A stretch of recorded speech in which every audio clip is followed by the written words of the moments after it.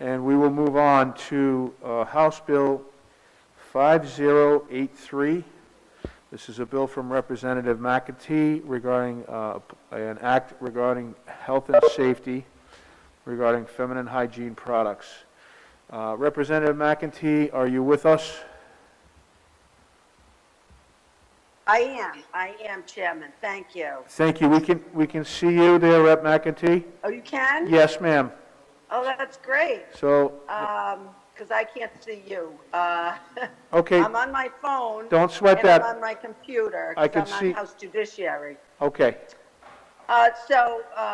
Bill 5083 is, as you all know by now, it's about feminine hygiene products in schools and in prisons. This bill, I was asked to put this bill in last year by the NEA. Patrick Crowley and Maureen Martin approached me, and all of us women know exactly why we need a bill like this.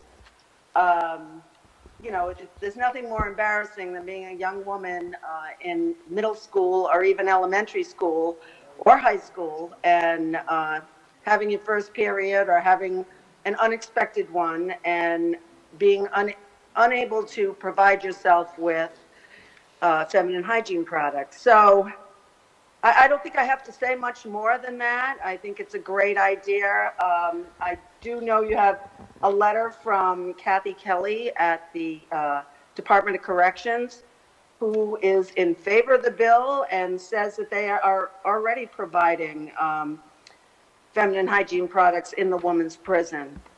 So I think that's a step in the right direction. And obviously, the bill adds to it that it would be of no cost to the student. So this would be provided by the schools and by the prison. I just think it's a good bill. I think women have suffered many years with the embarrassment of these issues, especially young women. And it's time to just have what they need to take care of their physical needs as they grow into adulthood and on and on. But, I'm happy to take any questions. I think it's a good idea, and I urge passage, Mr. Chairman. Thank you. Thank you, Representative McEntee. It's nice to see you. Good to see you as well. If we could, I would like any questions, if there are any questions for Representative McEntee, we will take those first, and then we will move on to, we do have some people coming in virtually for testimony. Are there any questions from the committee for Representative McEntee? First, we have Representative Biah, please. Go ahead, Representative. Thanks, Representative McEntee. This is a great bill. So my question is on line 7 on page. Okay. Page 1, line 7. Feminine products should be available in all gender-neutral bathrooms. So in addition to gender-neutral bathroom, can we say just a man just throwing out? Because I'm putting my principal hat on right now. So gender-neutral bathroom or nurse office, school nurse office also. Yep. So yeah. So what's the question? No, it's not a question. I'm just suggesting that if we can add gender-neutral bathrooms or the nurse office. Yes, no, I think that's a very good idea. Thank you. No, I would be happy to amend it to include the nurse's office Yes, please. without a problem. Very good suggestion. Thank you, Thank you. Representative. Thank you, Representative Biah. We have Representative Morgan has a question. Sure. Yeah, hi. How are you? Hi. Good. How are you, Representative Representative? McEntee. Have you done any kind of cost analysis on this? I mean, listen, I taught in a high school, and there'd be a lot of kids, a lot of girls who would prefer to get this free than to buy it. And I know that schools' budgets are already pretty tight. I mean, they're not paper for kids and the basic school supplies. Have you No, I done have any not. cost analysis at all? I mean, we're looking to the municipalities basically and the school departments to pay for this, unless Ride wants to pay for it. But no, I have not to answer that question. I'm not sure how much this will cost, but you know, it's something that I believe it's like toilet paper and all the other things that we have in schools that should be provided. I mean, why should women be discriminated against?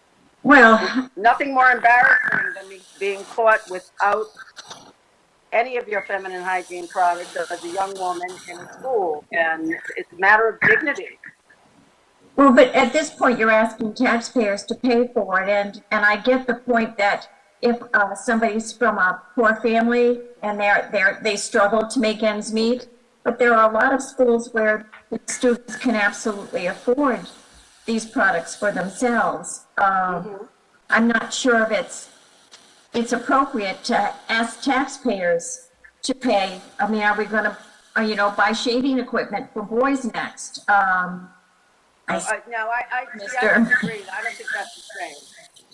But, I mean, a man can choose to shave or not shave. I don't think a woman has a choice in this matter. I mean, she has a choice of whether to bring her own or to use the supply that the school has. I'm sure the schools would not encourage people to do it this way, only in a case of an emergency. Oh, so you're asking that these only be supplied in an emergency? I mean, No, but I mean, it's supposed to be in every bathroom. No, I am. I'm going to give you a case in point. We had a witness in Philly last year who had a miscarriage in the building. We had no feminine hygiene products available to her. It was a disaster. And since then, we have now provided tampons and pads in every woman's restroom in the State House. So I'm just saying, I think it's doable. I can get you that information if you need a fiscal note attached to it. I can try and get that for you. I think that would be important because I think budgets are already pretty tight. Okay, I'll do that. Thank you, Representative Morgan. And is there anyone else who would like to be recognized to speak? Yes, Chairman, it's Representative Donovan. Go right ahead. Yes, Representative McEntee, do we have any information on how many students actually stay home from school during this time because they can't afford feminine hygiene products? I know that, I think that is the reality in a lot of cases. In the elementary schools, the school nurse always has that on hand because the kids are quite young. But in middle school and high school, I think there are a lot of kids that do stay home.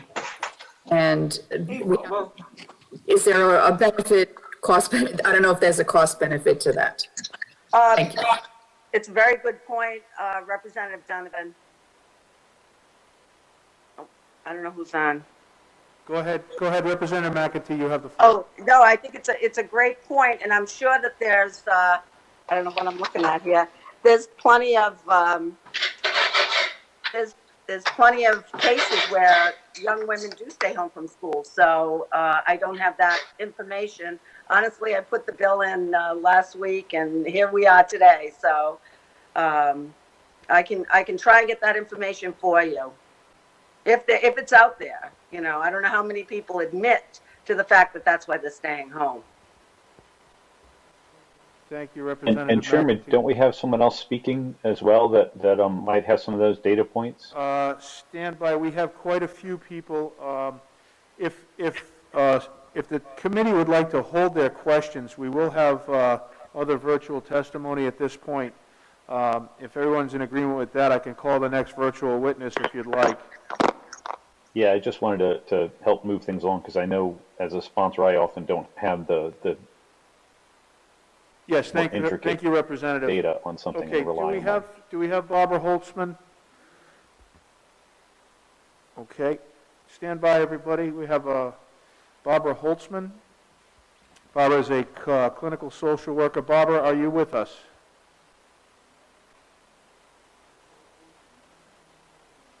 Okay. While we are waiting, is there a committee member that does have a question? Representative McNamara, quickly, go ahead. I'm sorry, Representative McLaughlin. I'm sorry. A nice fellow Irishman. Representative McEntee, the the bill, great bill. Is it confined to elementary, secondary, educate? Is your bill confined to elementary, secondary education? Is there inclusion for colleges, parochial schools throughout the state? Inclusion for all young women? Rep. McEntee, are you still with us at this point?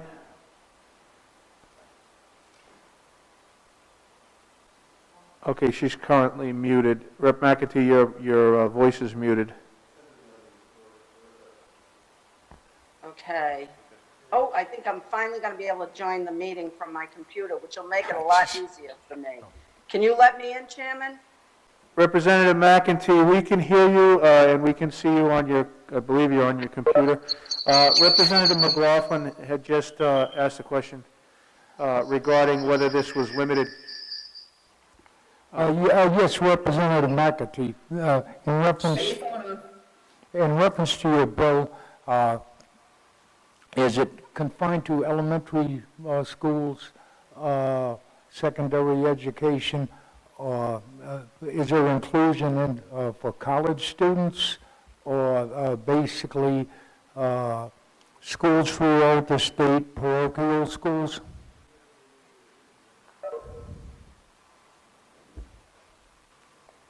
For young women? It's 6 through 12, the bill applies to. Oh, Was that the so question? there is a It doesn't specify parochial schools, no. It says all public schools. public schools, Yes. charter schools, It just says public schools, so which one? that's what we put in. All right, thank you so much. You're welcome.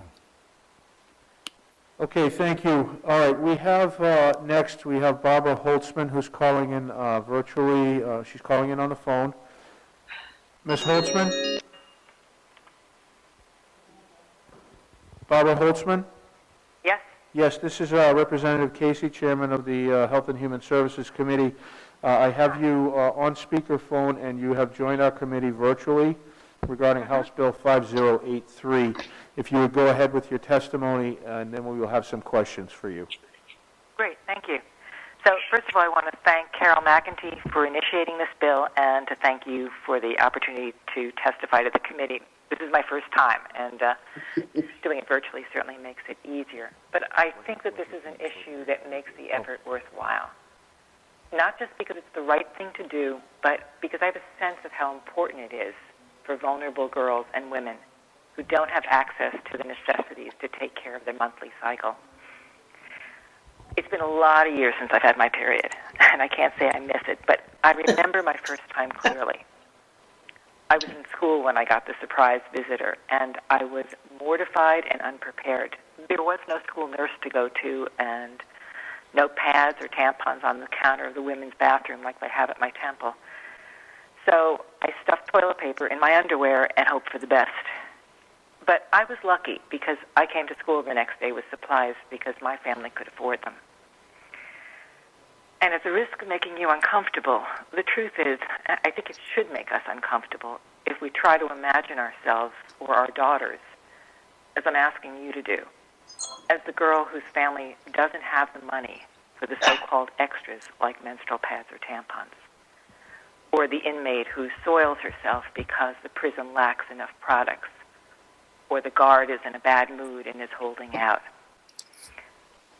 I believe that Rhode Island got rid of the tax on period products in 2019, thanks to the General Assembly. And now it's time for the next step, which is making menstrual products available without cost to those who can't afford to support their most basic self-care.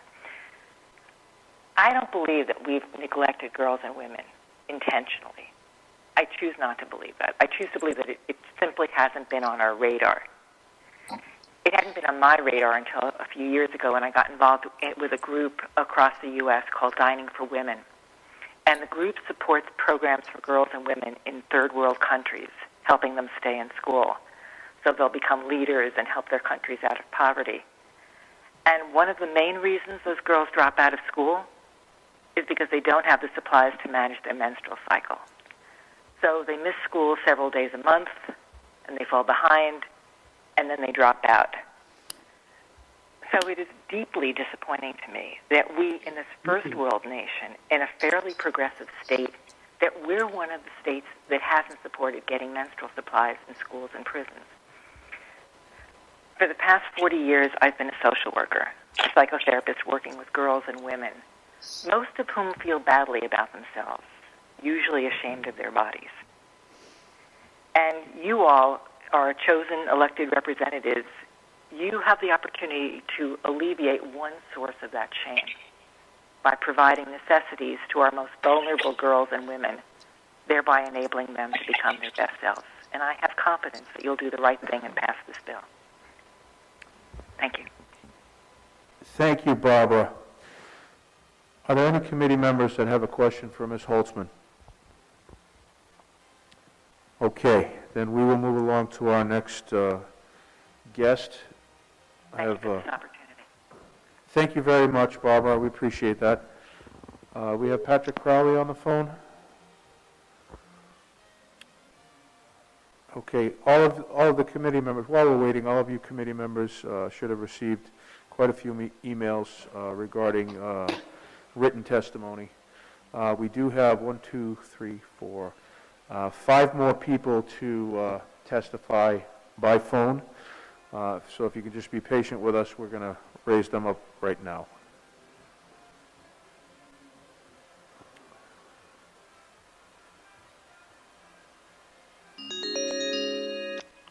Patrick is on line 1. Okay, we now have Patrick Crowley from NEARI, who is in support of this bill. Pat Crowley, are you here, sir? Mr. Crowley?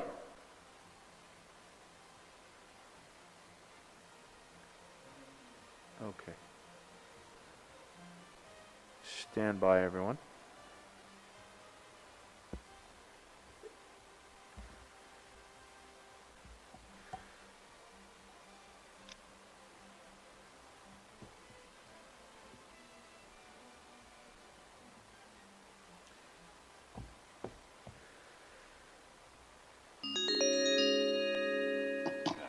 Hello, Patrick Crowley.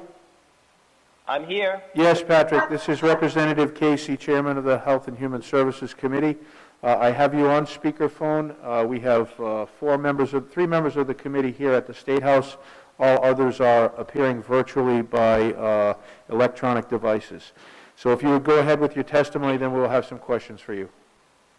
Thank you, Mr. Chairman, and thank you to the committee, and especially thank you to your staff there who have been working very hard to keep me connected on the phone. I want to applaud them for their going above and beyond. Thank you to Representative McEntee for submitting this piece of legislation. We think it's a very important bill, and the members that I represent at NEA Rhode Island are in strong support of this legislation. 5 other states across the country have passed similar bills, including most recently our neighboring New England state of New Hampshire, which signed it into law back in 2019. And I think some of my testimony is going to address some of Representative Donovan's questions. In 2019, there was a poll done by the Harris Research Group of 1,000 U.S. teenagers who are in the menstrual ages of 13 to 19. And what this survey found was that 20%, 1 out of 5, have struggled to afford period products or are not able to purchase them at all. Another 61% have had to wear a tampon or a pad for more than 4 hours at a time during school because they did not have access to period products. And that puts them at risk of not only embarrassment and shame feelings, but of real health risks and infection. 25% of teens have missed a class because they didn't have access to period products. This should just be just one other item that is available to students at the school without cost, so that we can make sure that our young women and people that have that are menstruating do not have to waste any time or feel any sense of shame in order to get the products that they need. I'm glad to hear, based upon the testimony from the person representing the DOC, that this product is already available in prisons, and I hope it stays in the legislation so that would remain the same. And I didn't get to hear all of the other representative questions, but I did hear Representative McLaughlin asked if this would also apply to charter schools, and yes, it would. So with that, I'll stop there and try to answer any questions the committee has. Thank you, Patrick. Are there any committee members who have a question for Patrick, please? Okay, Representative McEntee.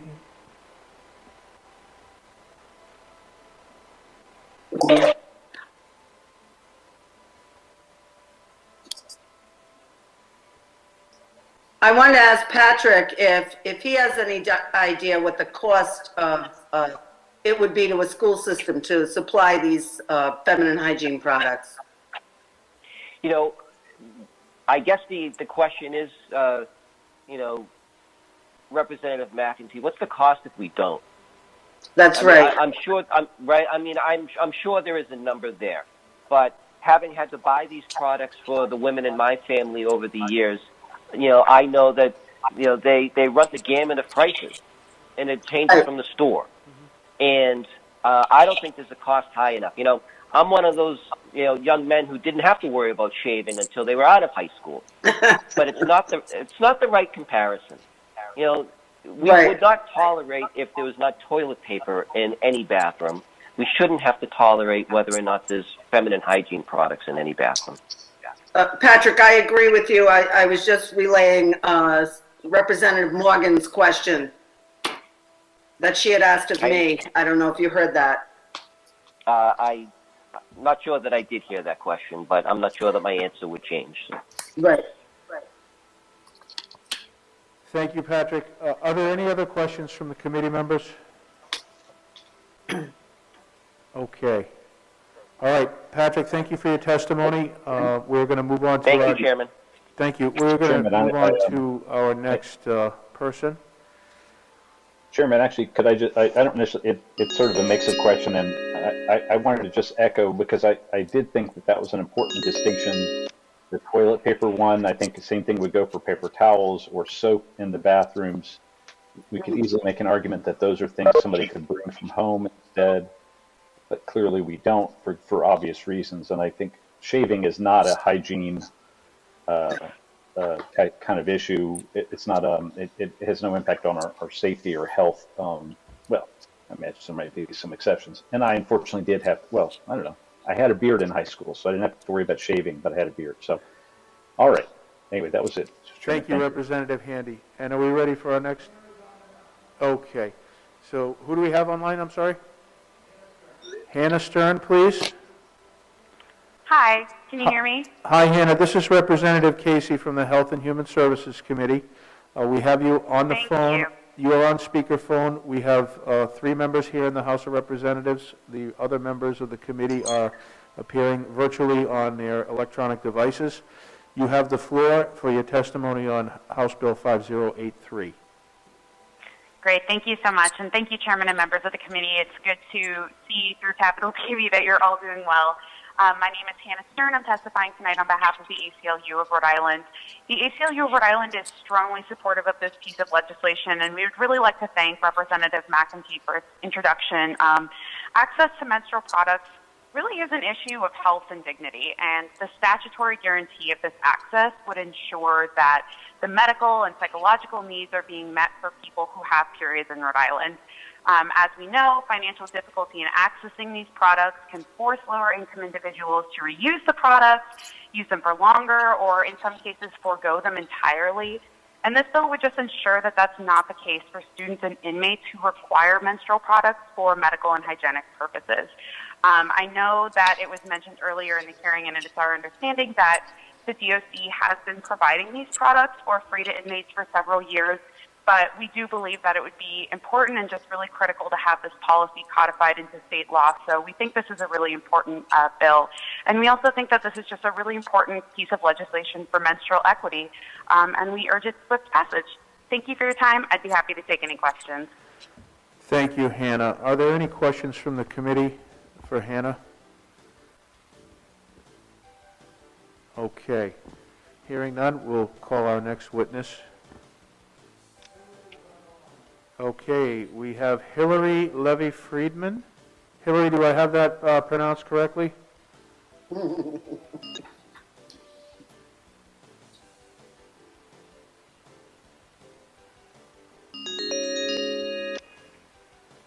Hello, Ms. Friedman? Yes. Yes, Hillary, this is Representative Casey, Chairman of the House Health and Human Services Committee. We have you on speakerphone with our committee at this time. You have the floor on House Bill 5083. Thank you so much, Chair. Yes, my name is Hillary Levy-Friedman. I'm president of the Rhode Island chapter of the National Organization for Women, and we are strongly in favor of this bill, which helps promote menstrual equity. And this bill really is about human decency and supporting those people who menstruate every month and may not have access to menstrual products to be hygienic for a variety of reasons. So in particular, when it comes to students, making feminine hygiene products available in schools helps ensure that girls will come to school and that they will be there to learn, because if they don't have access to these supplies because of financial reasons at home, they may stay home for fear of embarrassment and those sorts of things. That, you know, we hear about these issues more from the developing world, but they are very real here in our country and in our state as well.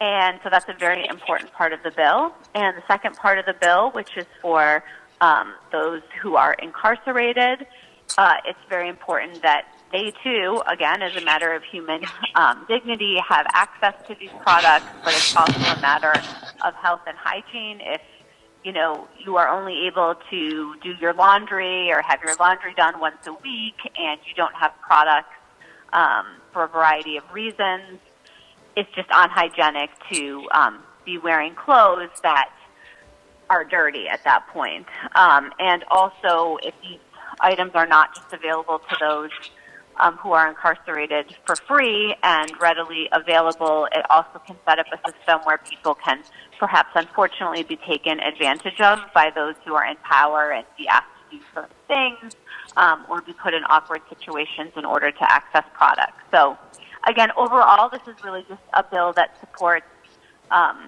menstrual equity for everybody, and it's just a matter of human decency. So thank you so much.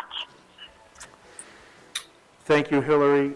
I appreciate your testimony. Are there any members of the committee that have a question for Hillary Friedman, please? Okay. And we're going to move on. Thank you, Hillary. We're going to move on to our next witness. Thank you.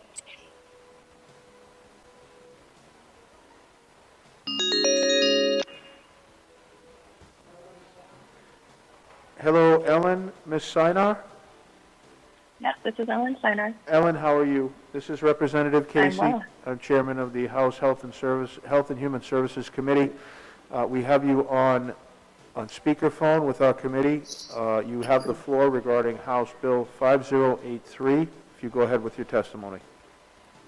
Great, thank you, and good evening. My name is Ellen Sinar, and I am the director of the City of Providence's Healthy Communities Office. Our office leads health policy and promotion efforts for the city, and I am here speaking in support of House Bill 5083. You should also have a letter of support from Providence Mayor Jorge Alorza. Thank you, we do. So I'm here to let you know that the world does not end if you provide free-period products in schools. In fact, it helps tremendously. And you've heard from the previous speakers about the importance and impact of providing free-period products. Providence is not unlike other cities across the country that have seen direct correlations between low access to period products school absenteeism, and limited student participation in educational, social, and physical activities. And our efforts were built off of the other cities and states like Illinois, New York City, and California to ensure that period products are available in schools. So for the past 2 years, Providence has offered free period products in Providence public middle and high schools. We piloted this concept at 2 middle and 2 high schools in spring 2019, and then went to all of our middle and high schools starting in fall 2019. Now there are free period product dispensers in over 100 Providence bathrooms. The machines are on timers and provide both tampons and pads, and we were able to build this into our facility management company's bathroom maintenance efforts, and they restock the products regularly. And I think this is an important piece to call out because our facility management company didn't see these products as anything different than stocking toilet paper or soap. These are basic health products found in bathrooms. And Providence has received quite a bit of national attention for this effort. We were highlighted in a PBS NewsHour piece on how providing free period products in schools removes the barrier to education and promotes health equity. I know there have been questions about costs.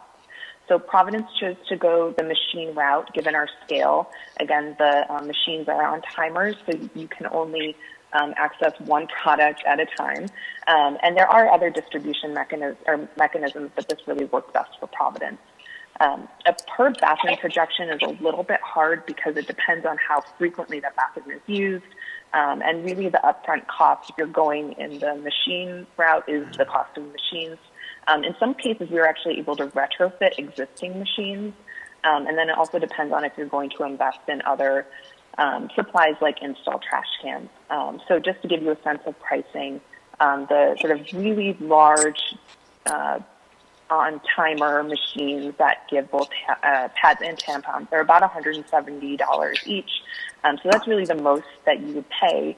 And then a 500 tampon case is about $60, and a 250 pads case is about $33. So those are just some price points. Again, you know, they're basic products that you find in a bathroom, and so they seem comparable to the sort of pricing for soap and toilet paper and things like that. And then I did want to comment on the piece about nurses and gender-neutral bathrooms. So I absolutely support nurses having the capacity to hand out period products, and I know that so many of our nurses in Rhode Island really are the primary source of free period products for students right now. And I sincerely thank them for providing these critical health resources to our students.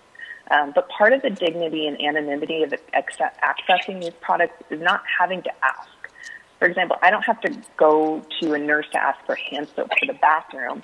And sometimes going to that nurse's office actually takes more time, which means a student is missing class time.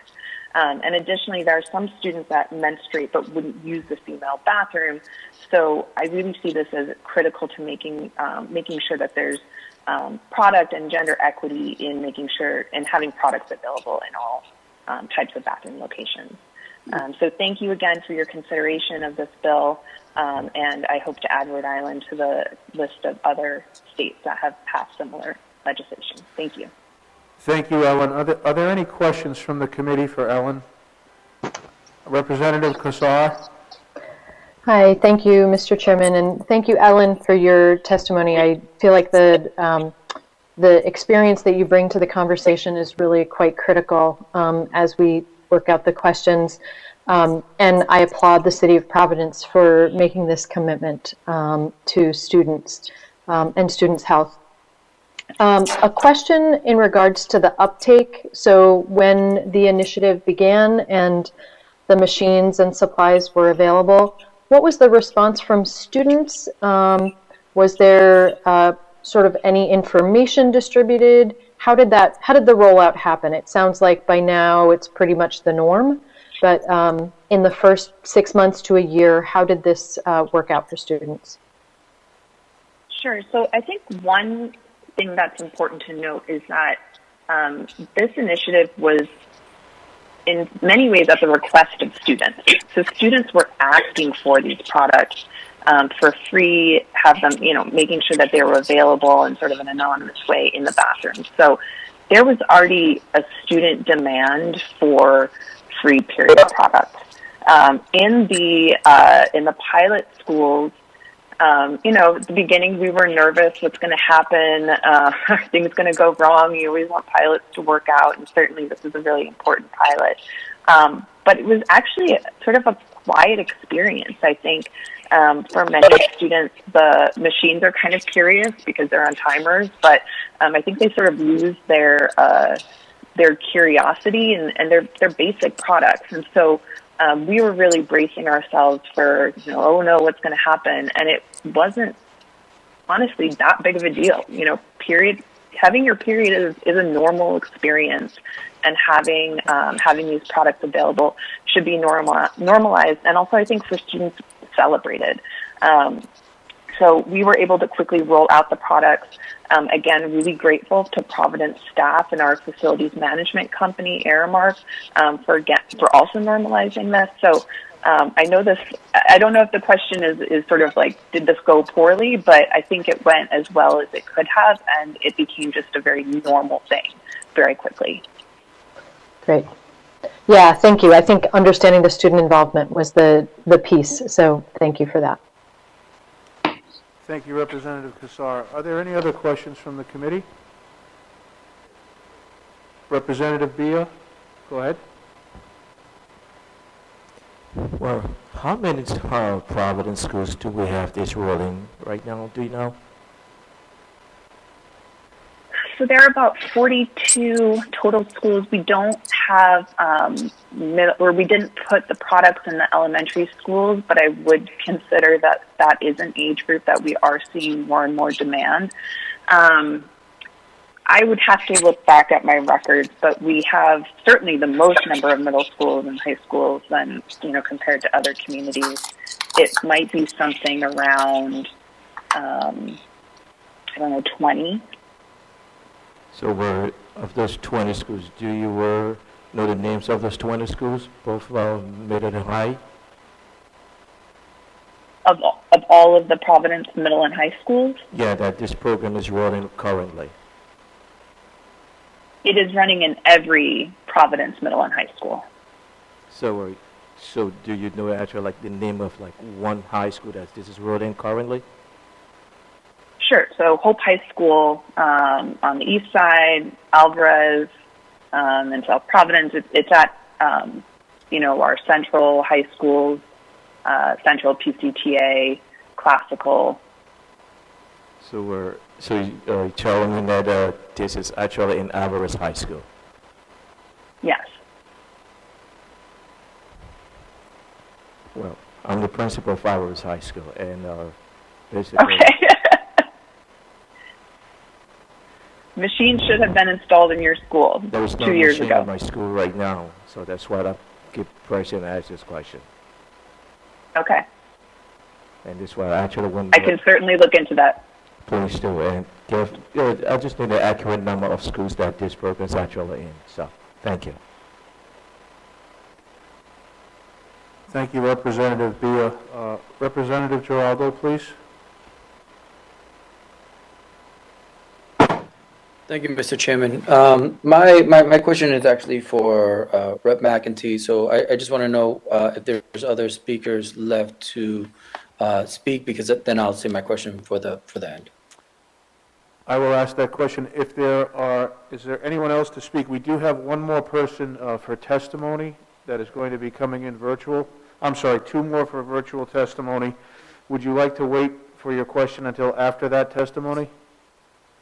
No, it's actually just a quick comment and a question, so maybe I'll just put it out there. I just want to say that this is absolutely a great bill, and thank you, Rep, for putting it forward. It's based on equity. I think someone else said human decency and dignity, and I can't support it any more. But I would like to know I know that the bill mentions that it will apply to female inmates. But I just want clarity as to whether that will also apply to inmates at quasi-municipal detention corporations. And if not, can we add that language in there to make it nice and specific that those inmates or detention center inmates would receive those as well, if it's not already covered?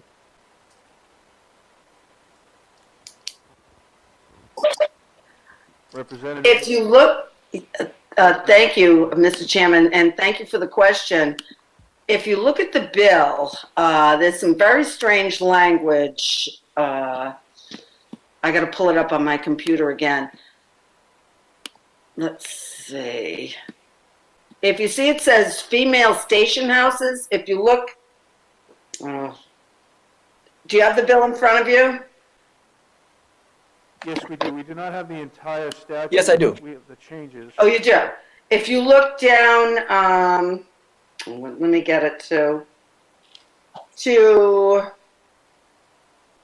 if you look at line 12, where it says section 2, chapter 13-5 of the general laws entitled Station Houses for Women, that ironically addresses your question, because I was researching this with Kathy Kelly at the Department of Corrections. And we looked it up in the general laws, and it's basically all places of detention for women. So that would include police stations. That's where the name originally came from. So I thought that was interesting. So, I'd certainly amend the bill to include what you're looking for, Rep. It may already be in there when you look up the definition of station house for women. And it's an odd, when I first saw the bill, I said, what does that mean? Because that's a strange way to identify the woman's prison. But it means all places, all like police stations, places where women are detained. So if that is, if my reading is correct, and I've been a lawyer for 34 years, so I would say it probably does apply to police stations. But we certainly could clarify that, because there would be nothing worse than being arrested and having to deal with this issue on top of it without having any feminine hygiene products and having your period at the same time. So I think it's something we should definitely look into. Great, and thank you for that. What I was, and I think that's a great point, actually, that's not even something I was thinking of. What I was referring to is a detention center in Central Falls. And so I just wanted to see whether this definition covers that specific institution or institutions that fall under that category of quasi-municipal detention corporations, because I know that they're sort of a funky construct. And if it doesn't, I think you and I can connect and see if it covers them. And if not, then I would just respectfully ask if we can amend it to just include them as well. I have no problem with that. Thank you. Thank you so much. Thank you, Chairman. Thank you, Representative Giraldo. Okay, if there are no other questions at this point, we do have another person coming in virtually for testimony. Ms. Sinar, I'd like to thank you for your testimony. And thank you. Oh, are we all done, Chairman? No, we have two more coming in for virtual testimony. I was just thinking the last witness. If you'll stand by, we have someone coming on now.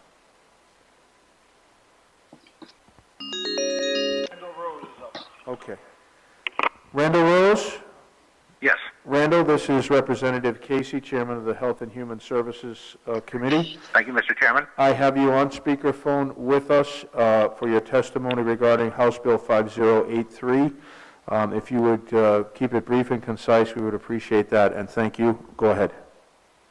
Easy to do, because there's already been a lot of great testimony on this bill. But I, too, am in support of the bill, and I do support Representative Giraldo's last comment, just to make sure it applies to quasi-municipal detention corporations. The language in current law says any place where persons are temporarily confined under arrest counts as a police station or a station house. So I would think that applies to the Wyatt, but I'm not totally sure. So that issue is worth drawing attention to, and I do support the idea of making it available to students, whatever their gender identity may be, during middle school and high school. So machines sound like a good option, but I'm not sure that needs to be addressed in the law. But in any case, this is a good bill. It does promote human dignity, as Mr. Sternstead and it's just something that we should be doing to help people helping young kids be educated as they're going through transitions in their lives, which can be hard for some people to navigate or can be complicating. So this is just one way that we can make people more comfortable in the school environment and hopefully help learning and help people feel accepted as part of their society of peers. Thank you. Thank you, Randall. Are there any questions from the committee for Randall Rose, please? Hearing none, we have one more witness on House Bill 5083. Brittany Huffman from Planned Parenthood. Ms. Huffman? Hello. Yes, this is Representative Casey from the Health and Human Services Committee. We have you on speakerphone for your testimony regarding House Bill 5083. The floor is yours. Thank you. Hello, committee members. My name is Brittany Huffman, and I am the Manager of Youth Programming and Education for Planned Parenthood of Southern New England.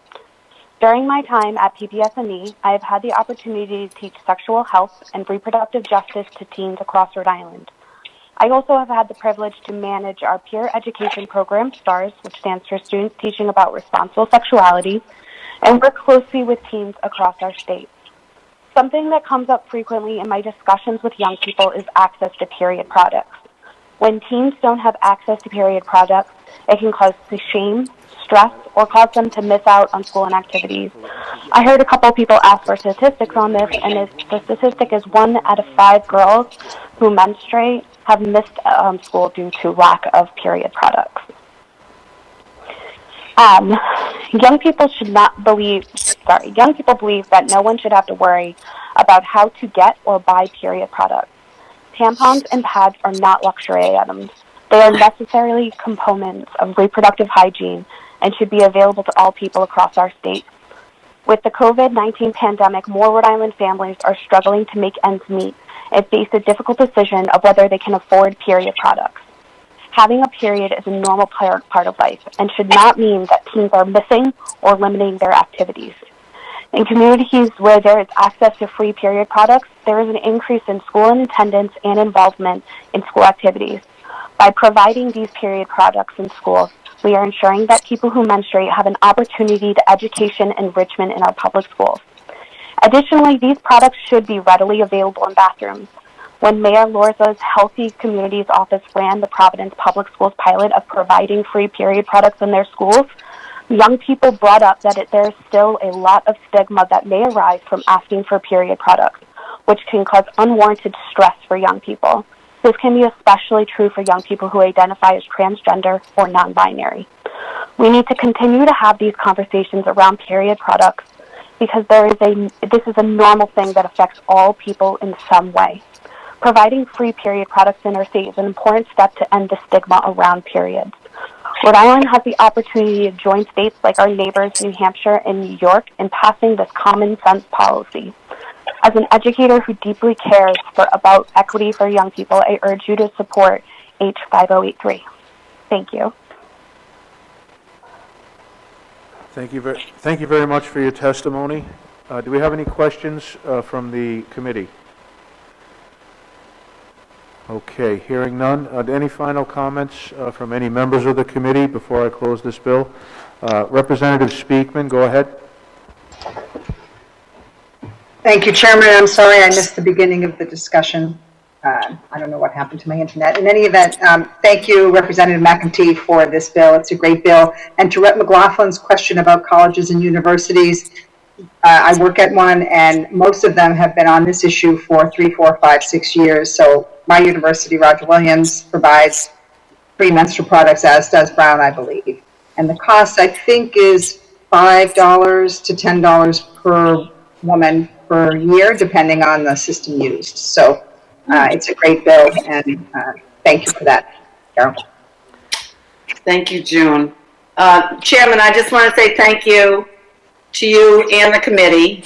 It is a great bill. If there's anything we can do to help kids stay in school and help young women feel more comfortable with their bodies and what's happening to them, then by all means, let's do it. They shouldn't have to grow up like I did.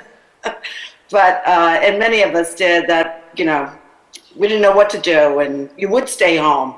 So it's a whole new world and it's wonderful. So thank you all for listening and thank you, Chairman. Thank you, Representative McEntee. If there are no further comments, I will close the hearing on House Bill 5083.